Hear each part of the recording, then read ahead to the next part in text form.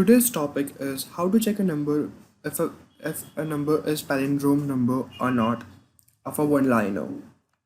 So at the first we are going to take an input from the user and that should be an integer. If it's not, then it's gonna show an error.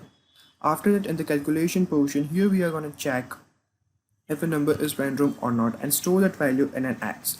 If the x is true, then we are going to print an output that number is palindrome. If not, then it's not a palindrome number. So in the calculation portion, as you have seen that the number is equal to string of a number colon colon minus 1. So you might be wondering that what is all the last portion is about. This last portion is about the slicing portion of the number. That means it's gonna check a number from the behind. Let's say the number is 121, right?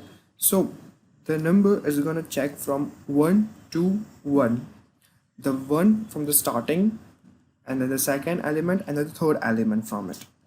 While this one it's gonna start from the behind, that is it's gonna check the third element first, after that the second, and after that the first element. If this whole number is true from starting to the end, then it's going to store that value in an x, and if that is true, then the number is palindrome. If not, then the number is not a palindrome. Let me show you an example. Let's say number is 343 and the number is a palindrome. A lot of students make a mistake over here that they write it as 0, not the -1, which is utterly wrong. So make sure you guys remember that thing.